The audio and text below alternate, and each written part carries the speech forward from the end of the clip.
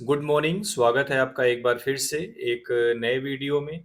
आज की डेट है 27 ऑफ अगस्त और ये द हिंदू का एक एडिटोरियल है जो कि 26 ऑफ अगस्त का है, यानी कल का है। ठीक है, इसको आज हम कवर कर लेते हैं। इंपॉर्टेंट वर्ड्स मिलेंगे और थोड़ा स्ट्रक्चर भी इजी टू मॉडरेट है, तो आपको समझना आसान रहेगा। तो चलिए स्टार्ट करते हैं इसके टाइटल से।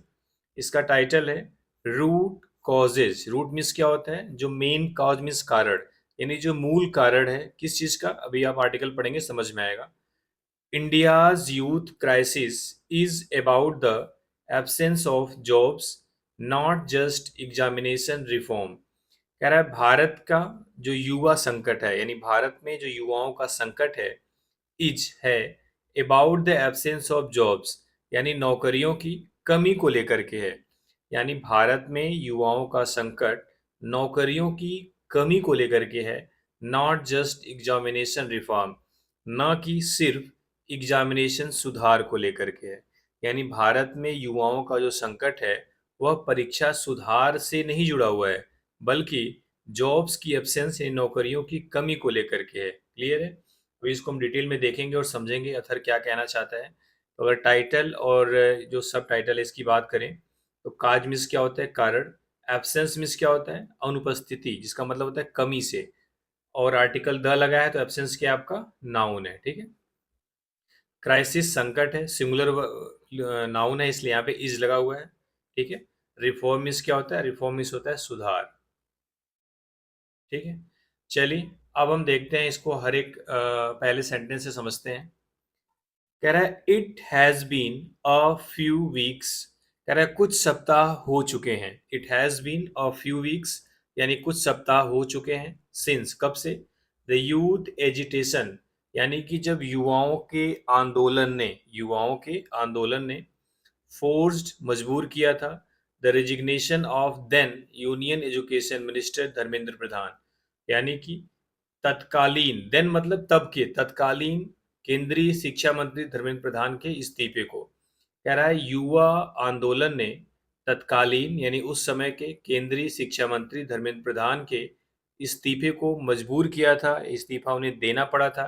तब से कुछ सप्ताह हो चुके हैं, यानी कुछ सप्ताह पहले की बात है।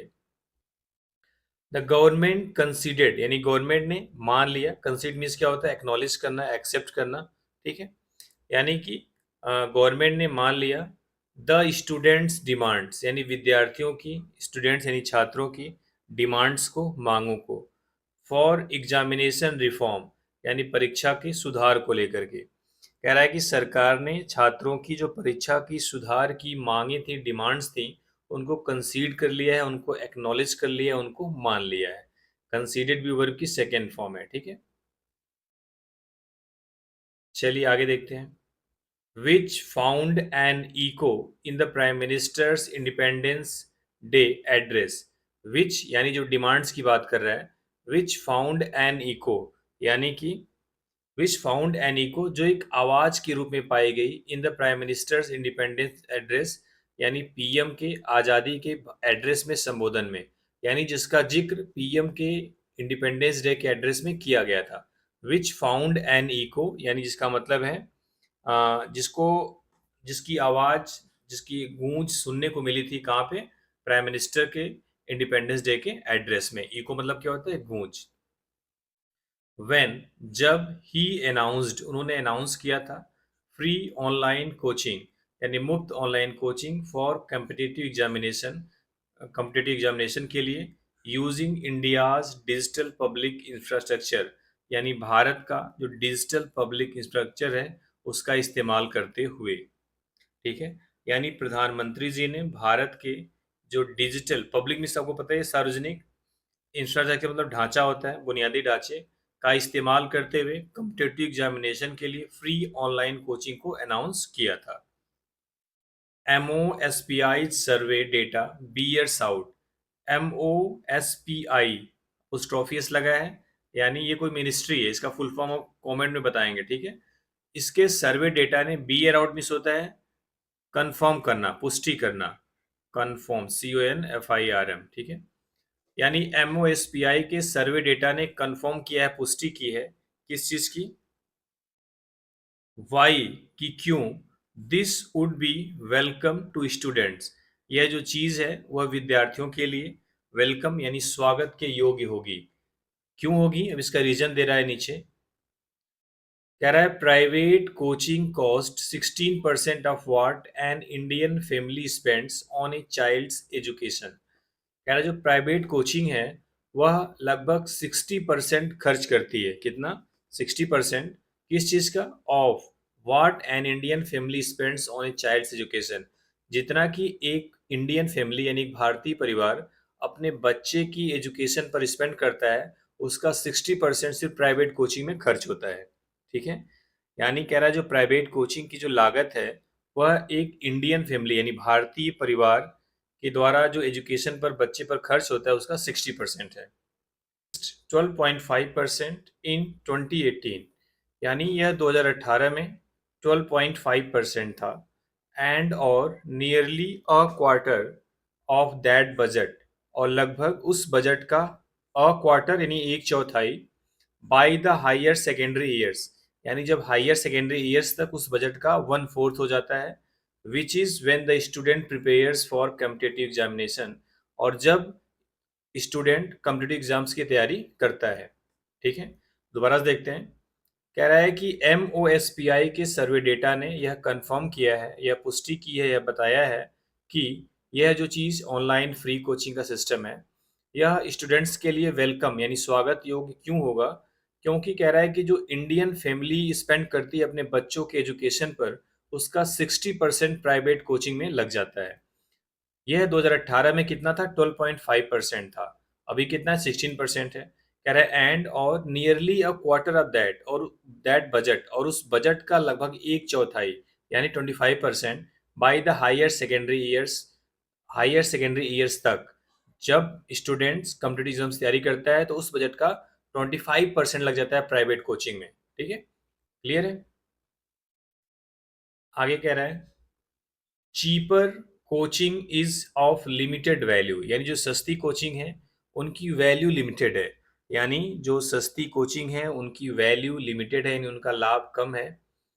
एज क्योंकि क्वालिटी प्रोफेशनल एजुकेशन, जो क्वालिटी प्रोफेशनल एजुकेशन है, शिक्षा है, रिमेन्स कन्फाइंड, वह लिमिटेड रही है to a handful of institution, कुछ इंस्टीट्यूशन तक ही। कह रहा है कि जो cheaper coaching is of limited value, जो सस्ती कोचिंग है उनकी वैल्यू भी लिमिटेड है यानी कम वैल्यू है। क्यों? क्योंकि जो क्वालिटी प्रोफेशनल एजुकेशन है वह अभी भी कुछ हैंडफुल मतलब लिमिटेड थोड़े बहुत इंस्टीट्यूशन के पास ही कन्फाइंड है, सीमित है। कन्फाइंड मीन्स क्या होता है? सीमित होना, रिस्ट्रिक्टेड होना। फॉर इंस्टेंस, उदाहरण के लिए, ओवर 22 लाख कैंडिडेट्स यानी 22 लाख से ज़्यादा कैंडिडेट अपीयर्ड जो शामिल हुए in this year's medical entrance exam, इस साल के मेडिकल एंट्रेंस एग्जाम में, for about 1.4 lakh undergraduate seat, यानी लगभग 1.4 लाख अंडर ग्रेजुएट सीट्स के लिए, with fewer than 10,000 of them, और उसमें से 10,000 से भी कम seat at the top 50 college, top के 50 कॉलेज में हैं। कह रहा है कि 22 लाख से ज़्यादा कैंडिडेट जो इस साल के मेडिकल एंट्रेंस एग्जाम में अपीयर हुए थे, 1.4 लाख अंडर ग्रेजुएट सीट्स के लिए लगभग, उसमें 10,000 से भी कम सीट टॉप 50 कॉलेज के लिए है। ठीक है, द सिचुएशन इज सिमिलर, यानी यह स्थिति समान है, to the joint entrance examination, JEE examination के लिए, for engineering college, engineering college के लिए। दैट इज परहैप्स वाई, यही कारण है कि क्यों, फॉर द फर्स्ट टाइम, पहली बार, since the all India survey on higher education, जब से ऑल इंडिया सर्वे शुरू हुआ है हायर एजुकेशन पे, बिगेन इन 2011, 2011 में शुरू हुआ था, undergraduate enrolment fell by 93,322 in 2023 2024। कह रहा है तब से जो अंडर ग्रेजुएट एनरोलमेंट है, जो दाखिला है, जो एडमिशन है, वह 93,322 यानी 93,322 से कम हो गया है 2023 और 24 में, पार्टिकुलरली एमंग यंग मेन, यानी खास तौर पे जो हमारे युवा लड़के हैं उनकी। कह रहा है द फॉल, यानी ये जो कमी है, यहाँ पे देखो फेल तो वर्ब की सेकेंड फॉर्म था, यहाँ पे फॉल नाउन है। The fall was the sharpest in Uttar Pradesh, यानी यह कमी सबसे ज्यादा उत्तर प्रदेश में थी। वेयर, जहां पर द हिंदूज एनालिसिस फाउंड, जहां पे हिंदू के एनालिसिस ने पाया, क्या पाया? Under graduate enrolment down 1.53 lakh. कह रहा है जो अंडर ग्रेजुएट एनरोलमेंट है, यानी जो ग्रेजुएशन में दाखिला होता है, जो फर्स्ट ईयर वाले स्टूडेंट होते हैं, एनरोलमेंट डाउन 1.53 लाख, वह 1.5 लाख के आसपास 1.53 लाख से कम हो गया है। इवन एज, जबकि डिप्लोमा एनरोलमेंट रोज 1.3 लाख, जो डिप्लोमा का एनरोलमेंट है वह बढ़ा है 1.3 लाख से। ठीक है, इसका मतलब है कि कह रहा है कि 2011 के बाद से जब all India survey higher education पर शुरू हुआ 2011 में, तब से जो अंडर ग्रेजुएट एनरोलमेंट है वह 2023-24 में 93,322 से कम हो गया, खास तौर पे यंग युवाओं, यंग लड़कों में। और जो फॉल थी, जो कमी थी, सबसे ज़्यादा उत्तर प्रदेश में थी, जहाँ पे द हिंदू के एनालिसिस ने पाया कि जो अंडर ग्रेजुएट एनरोलमेंट है वो 1.53 लाख से कम हो गया है, जबकि डिप्लोमा एनरोलमेंट बढ़ा है। ठीक है, N analysis of periodic labour force survey unit level data.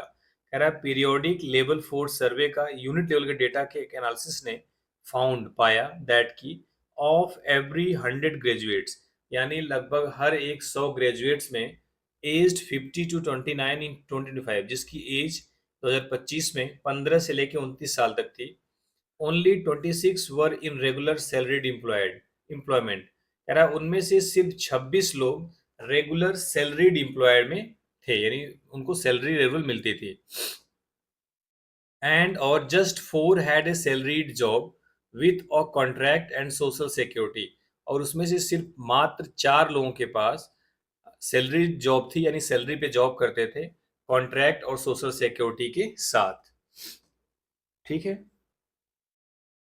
ये जो कॉन्ट्रैक्ट होता है इसको आप संविदा बोलते हैं हिंदी में। ठीक है, द यूथ यानी युवा एम्प्लॉयमेंट क्राइसिस, जो युवा बेरोजगारी एम्प्लॉयमेंट का जो क्राइसिस है, जो देयरफॉर इसलिए हैज टू एंड्स, इसके दो एंड्स हैं, दो किनारे हैं। कह रहा है इसलिए जो युवा एम्प्लॉयमेंट क्राइसिस है, जो रोजगार का संकट है, इसके दो एंड्स हैं। पहला है in the preparation for jobs, यानी जॉब्स की तैयारी में भी, एंड इन जॉब्स देमसेल्व्स, और जॉब में भी। मियर free coaching would address neither, कह रहा है मात्र फ्री कोचिंग इन दोनों को एड्रेस नहीं करेगा, इन दोनों को का सोल्यूशन नहीं देगा। ठीक है, मियर मतलब क्या होता है? मात्र, केवल। आगे कह रहा है the structural problems in the Indian economy, कह रहा है भारतीय अर्थव्यवस्था में जो स्ट्रक्चरल प्रॉब्लम्स है, जो संस्थागत प्रॉब्लम है, जो संरचनात्मक प्रॉब्लम्स है, आर नाउ टू ऑब्वियस, वो इतनी स्पष्ट है टू इग्नोर, कि उसको स्पष्ट मतलब उसे इग्नोर नहीं किया जा सकता। यानी इंडियन अर्थव्यवस्था में जो स्ट्रक्चरल प्रॉब्लम्स है वह इतनी क्लियर है, इतनी स्पष्ट है कि उसको इग्नोर नहीं किया जा सकता। Too plus adjective plus too का स्ट्रक्चर क्या होता है? जैसे he is too weak to walk, इसका मतलब है he is so weak that he can not walk. तो यही है, यानी वह इतनी स्पष्ट है कि उसको इग्नोर नहीं कर सकते। Despite the government touting of 6 to 6.5% growth, कह रहा है सरकार के बार बार 6 से 6.5% ग्रोथ की बयानबाजी करने के बावजूद, टाउटिंग मीन्स क्या होता है? बार बार बोलना, प्रमोट करना। ठीक है, कह रहा है सरकार द्वारा 6 to 6.5% का वृद्धि का, ग्रोथ का बार बार जो टाउटिंग है, जो प्रमोशन है, किए जाने के बावजूद। डिस्पाइट मीन्स क्या होता है? In spite of. मैन्युफैक्चरिंग, जिसको हम बोलते हैं हिंदी में विनिर्माण क्षेत्र, यानी चीजों का उत्पादन करना। The job sectors best place to absorb India's college student, ये जो मैन्युफैक्चरिंग है, ये एक ऐसा जॉब सेक्टर है जो इंडिया के कॉलेज के ग्रेजुएट्स को जॉब देने के लिए बेस्ट माना जाता है। यानी कि जो मैन्युफैक्चरिंग सेक्टर है, जो भारत के जो ग्रेजुएट्स हैं उनको रोजगार देने के लिए सबसे बेस्ट है। Remains at around 6 of gross value added, वह 6वें नंबर पे लगभग बना हुआ है ग्रॉस वैल्यू एडेड में। यानी कि जो ग्रॉस वैल्यू एडेड होती है जीडीपी में, उसका वह लगभग 6 हिस्सा बना हुआ है। Nowhere near the quarter of the economy the government has long promised. Nowhere मतलब कहीं भी नजदीक नहीं है, किसके? Near the quarter of the economy, उस अर्थव्यवस्था के चौथे हिस्से के करीब जिसे गवर्नमेंट ने बार बार वादा किया है। कह रहा है जो सरकार द्वारा लंबे समय से यानी लॉन्ग प्रोमिस्ड यानी लंबे लंबे समय से जो वादा किया जा रहा है, उसकी कौन सा वादा? एक चौथाई का उसके करीब भी नहीं है। 1/6 है, उसके करीब भी नहीं है। कह रहा है मीन वाइल, इसी बीच the private sector has been retreating, यानी जो प्राइवेट सेक्टर है वो अभी पीछे हो रहा है। रिट्रीट में होता है वापिस होना। फ्रॉम इट्स टास्क, अपने काम से। कह रहा है जो प्राइवेट सेक्टर है वह भी अपनी भूमिका से, अपने काम से पीछे हट रहा है। एज क्योंकि कारपोरेट इन्वेस्टमेंट हैज फॉलन, जो कारपोरेट इन्वेस्टमेंट है, जो कॉर्पोरेट सेक्टर में इन्वेस्टमेंट है, हैज फॉलन, वो कम हुआ है। फ्रॉम 70.3% ऑफ जीडीपी इन 2007-2008 से 2007-2008 में जो जीडीपी का 17.3% था, वह घट करके 10.3 हो गया है 2024 और 2025 में। कह रहा है 2007 और 8 में जीडीपी जो कॉर्पोरेट इन्वेस्ट था वह घट करके 17.3% से 10.3% हो गया 2024 और 25 में। अनमूव यानी अनअफेक्टेड है, अप्रभावित है। बाय द कट यानी कमी से in corporate tax from 30 to 22% इन 2019। कह रहा है 2019 में जो कॉर्पोरेट टैक्स को 30% से 20% किया गया था, उससे अप्रभावित नहीं, उससे भी कोई फर्क नहीं पड़ा है, वो लगातार घट ही रहा है। The steps required of the union government और क्लियर, यानी जो स्टेप्स हैं, जो कदम हैं, जो आवश्यक हैं यूनियन गवर्नमेंट केंद्रीय सरकार के लिए, आर क्लियर, व स्पष्ट हैं। पब्लिक इन्वेस्टमेंट इन इंडस्ट्रियल कैपेसिटी, इसका मतलब है पब्लिक इन्वेस्टमेंट यानी जो पब्लिक यानी जो जनता का इन्वेस्टमेंट है। पब्लिक मतलब जनता, जनता मतलब सरकार का जो इन्वेस्टमेंट है in industrial capacity. Support for industry discipline by export performance rather than domestic protection, support करना है आपको industry discipline by export performance, यानी कि जो एक्सपोर्ट का परफॉर्मेंस है उसको अनुशासित करके, रेदर देन के बजाय, डोमेस्टिक प्रोटेक्शन यानी जो घरेलू संरक्षण है उसको उसके बजाय, एंड और टेम्परिंग, टेम्परिंग मतलब होता है कम करना, और रेगुलेटरी एंड इन्फोर्समेंट झील। देखो दो वर्ड होता है, एक होता है टेम्पर, TAMPER, टेम्पर मीन्स होता है छेड़छाड़ करना, बॉल टेम्परिंग आपने क्रिकेट में सुना होगा। ये है टेम्पर। टेम्पर मीन्स क्या होता है? टेम्पर मीन्स होता है मॉडरेट करना, किसी चीज को कम करना, ठीक है। कह रहा है कि रेदर देन डोमेस्टिक प्रोटेक्शन, यानी डोमेस्टिक प्रोटेक्शन के बजाय जो एक्सपोर्ट परफॉर्मेंस है उसको सपोर्ट करना चाहिए, यानी एक्सपोर्ट ज्यादा से ज्यादा करना चाहिए।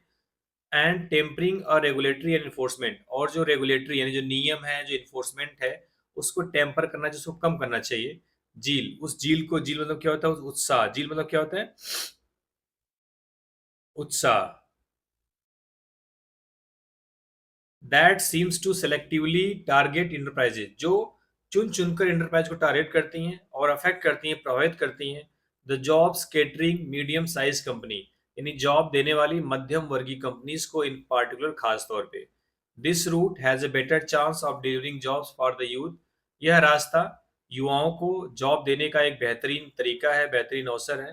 एट द स्केल नीडेड, यानी जिस पैमाने पे जरूरत है। कह रहा है ये जो रास्ता है युवाओं के लिए, जो जिस पैमाने पर जरूरत है उसमें एम्प्लॉयमेंट देने के लिए बेस्ट है। एंड और as countries such as Vietnam have shown, और जैसा कि वियतनाम जैसे देशों ने दिखाया है।